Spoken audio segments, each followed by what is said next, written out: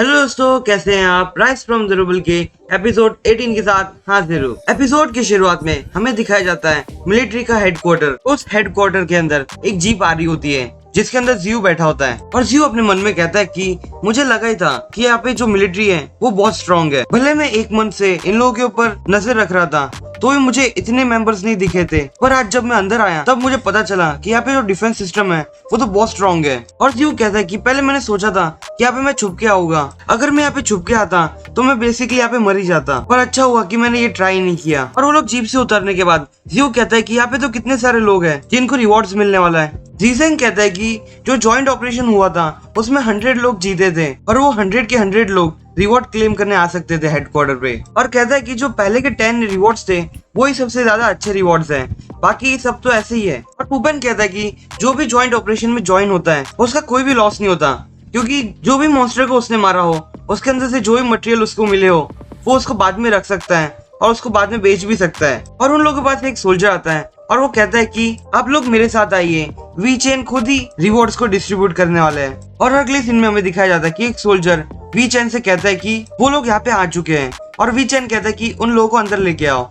जियो और बाकी के लोग अंदर आ जाते हैं और वी चैन कहता है कि ये सारे रिवॉर्ड्स हैं जॉइंट ऑपरेशन के लिए। और जियो के पास एक आदमी आगे बढ़ता है और वी चैन कहता है कि ये एक कंसल्टेंट पास है और दूसरा चेक भी। जियो कहता है कि मैं ये कंसल्टेंट पास को यूज कर सकता हूँ मिलिट्री बेस के रिस्ट्रिक्टेड एरिया में जाने के लिए।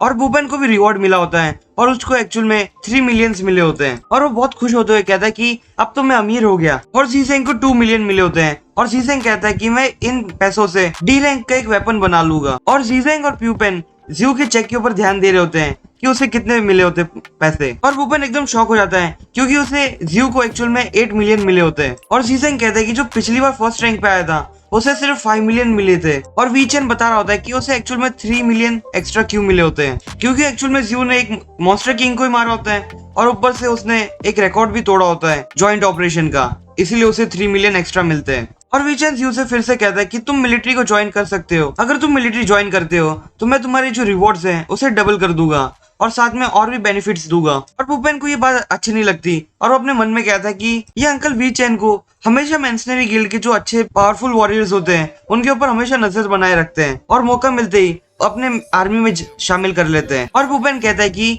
ये ब्रदर जियो इसके ऑफर को कैंसिल कर दे, वरना जो मेरे डैड है वो मुझे बहुत पीटेंगे। और जियो वीचैन से कहता है कि आपका ऑफर बहुत अच्छा है पर मैं मेंसनरी गिल्ड को नहीं छोड़ना चाहता। प्यूपेन स्माइल करते हुए वीचैन से कहता है कि क्या आप अभी भी एक रिवॉर्ड को नहीं भूल रहे हो जियो को देने के लिए, क्या आप वो आर्टिफैक्ट जियो को नहीं देना चाहते। और वीचैन कहता है कि मैं बस देने ही वाला था वो रिवॉर्ड। और वो जियो को कहता है कि ये रहा तुम्हारा रिवॉर्ड जॉइंट ऑपरेशन में फर्स्ट आने के लिए। जियो उस रिवॉर्ड को लेते हुए वीचैन को थैंक यू बोलता है और जियो जैसे ही उस डब्बे को खोलता है उसके अंदर जो आर्टिफैक्ट होता है वो चमकने लगता है और उस आर्टिफैक्ट में से इतना ऑरा निकल रहा होता है कि वो रूम के अंदर शो हो रहा होता है। और वीचैन कहता है कि अभी कुछ 2 साल पहले से ही हमें आर्टिफैक्ट मिलने लग रहे हैं प्लांट के अंदर से और ये बहुत रेयर चीज है। और वीचैन कहता है कि ये आर्टिफैक्ट के और भी कई इफेक्ट हो सकते हैं और अगर तुम्हें इसे फील करना है तो तुम्हें इसे कंज्यूम करना होगा। जियो एकदम डरते हुए कहता है कि इस आर्टिफैक्ट के अंदर कोई पॉइजन तो नहीं है ना। और वीचैन कहता है कि ये जरा बताना मुश्किल है क्योंकि आर्टिफैक्ट अभी 2 साल पहले ही डिस्कवर हुआ था, इसलिए हम नहीं कह सकते कि इसके अंदर पॉइजन होता है या नहीं होता। और वो लेडी कहती है कि मैंने इसे बहुत अच्छे से एग्जामिन किया है, ये आर्टिफैक्ट कोई भी ह्यूमन के ऊपर कोई बुरा प्रभाव नहीं करता और बहुत से लोगों ने इस आर्टिफैक्ट को कंज्यूम भी किया है, उन लोगों के ऊपर कोई भी बुरा प्रभाव तो नहीं हुआ, उन्हें एक्चुअल में बहुत सी पावर मिल चुकी थी। और जियो कहता है कि मुझे लगा था कि ये अगर मैं आर्टिफैक्ट को कंज्यूम करूंगा तो मैं अपनी लाइफ को एकदम डेंजर में डाल दूंगा। और वो आर्टिफैक्ट को पकड़ के अपने मुंह में डाल देता है। और पुपेन जियो से कहता है कि इसका टेस्ट कैसा है ब्रदर, क्या ये मीठा है या फिर खट्टा या फिर एक कैंडी की जैसा लगता है। और वीचैन पुपेन से कहता है कि तुम्हारे डैड ने कभी तुम्हें आर्टिफैक्ट नहीं दिया क्या। और पुपेन कहता है कि मैंने बहुत पहले खाया था और उस आर्टिफैक्ट का रैंक F रैंक में आता है, पर ये D रैंक का आर्टिफैक्ट है और मैंने D रैंक के आर्टिफैक्ट आज तक नहीं देखे और इसलिए मुझे उसके टेस्ट के बारे में भी नहीं पता। और जियो कहता है कि मैंने इनको मतलब वो आर्टिफैक्ट को एक साथ खा लिया था, इसलिए मुझे उसके बारे में कुछ भी नहीं पता, मतलब टेस्ट के बारे में कुछ नहीं पता। और तभी वो सिस्टम जियो को कहता है कि तुमने एक आर्टिफैक्ट को कंज्यूम किया है जिसका रैंक D रैंक में आता है और अब सिस्टम उसकी फुल पावर को यूज करने वाला है, मतलब कि सिस्टम उसका 100% यूज करने वाला है। जियो एकदम हैरानी से बोलता है कि 100% मतलब क्या। और तभी वो सिस्टम फिर से जियो से कहता है कि जो आर्टिफैक्ट की पावर थी उसे 100% कन्वर्टेड कर ली, और सिस्टम बताता है कि जियो को 20% स्ट्रेंथ मिली है और 10% रिकवरी रेट। और जियो एकदम खुश होता है, कहता है कि मुझे 20% का स्ट्रेंथ एकदम स्पीड में मिल गया। और जियो कहता है कि रिकवरी रेट का मतलब कि जो मेरी बॉडी है वो बहुत जल्दी हील होने वाली है। और वो लड़की उसकी पावर को चेक कर रही होती है और वो कहती है कि ये आर्टिफैक्ट ने इसको 20% स्ट्रेंथ कैसे दे दी, क्योंकि पहले भी 5 लोगों ने आर्टिफैक्ट को खाया था पर उन लोगों को सिर्फ 13% ही स्ट्रेंथ मिली थी। और हमें बताया जाता है कि जो एडवांस लेवल पे पहुंच जाता है स्टार वॉरियर के, उसे मॉन्स्टर को मारते ही रहना पड़ेगा ताकि वो लोग अपनी पावर को इंक्रीज करते ही रहे। पर ये जो आर्टिफैक्ट है वो सीधा उन लोगों की पावर इंक्रीज कर देता है, और ये तो बहुत से स्टार वॉरियर्स का सपना है। और जियो अपने मन में कहता है कि इन लोगों ने मेरी रिकवरी के रेट के बारे में क्यों बात नहीं की, क्या ये मुश्किल है उसको डिटेक्ट करना। और वीचन जियो से कहता है कि जो तुम्हारे बाकी के स्किल रिवॉर्ड्स हैं वो तुम्हें रिस्ट्रिक्टेड एरिया में मिलने वाले हैं, तो तुम मेरे साथ चलो। और जियो एकदम खुश होते कहता है कि रिस्ट्रिक्टेड एरिया से मुझे स्किल्स मिलने वाले हैं, ये तो बहुत अच्छी बात है। और अगले सीन में हमें दिखाया जाता है हेडक्वार्टर, और जियो और बाकी के जो लोग होते हैं वो दूसरे रूम की तरफ जा रहे होते हैं। और जियो उस रूम को देख के बोलता है कि ये सारे जो रूम्स हैं वो शायद नंबर्स के वे में रखे गए हैं, तो फिर जो सेफ बॉक्स है वो तो बहुत अंदर होना चाहिए, क्योंकि डैड के हिसाब से वो 99 नंबर पे था। वीचन उन लोगों को 72 नंबर वाले रूम में लेके जाता है, और उस रूम के अंदर एक टेबल होता है जिसके ऊपर से बहुत सारे लाइट जल रही होती है, और वो एक्चुअल में स्किल्स का टेबल होता है। और वीचेंग उन लोगों से कहता है कि जैसा कि तुम लोग टॉप 10 में आए थे, तुम लोगों के पास एक एक चॉइस है स्किल्स को चूज करने के लिए, और मुझे कहने की कोई जरूरत नहीं है क्योंकि तुम लोग को पहले से ही रूल्स पता होगे। और भूपेन कहता है कि आपको बताने की कोई जरूरत नहीं है क्योंकि हमें पहले से ही रूल्स पता है, और कहता है कि और जल्दी से हमें आप स्किल्स दिखा दीजिए, हमसे वेट नहीं हो रहा। और वीचेन कहता है कि तुम लोगों के पास 3 टाइप की स्किल्स की चॉइस है, उनमें से पहली स्वॉर्ड है, दूसरी डैगर है और तीसरी फुटवर्क स्किल है। भूपेन कहता है कि बाकी सारी स्किल्स तो अच्छी हैं, पर मैं मेरी जो नेचुरल बॉर्न टैलेंट है वही यूज करना चाहूंगा। और जीसेंग कहता है कि जो फुटवर्क स्किल है वो मुझे सूट करती है, इसलिए मैं तो ये लेने वाला हूँ। और वीचेन से कहता है कि जैसे कि तुम जॉइंट ऑपरेशन में फर्स्ट रैंक पे आए हो और तुमने एक नया रिकॉर्ड भी बनाया है, इसीलिए हमने तुम्हारे लिए डी रैंक की जो स्किल्स हैं उसकी पूरी कैटेगरी बना के रखी है, तो तुम उनमें से कोई भी एक चूज कर सकते हो।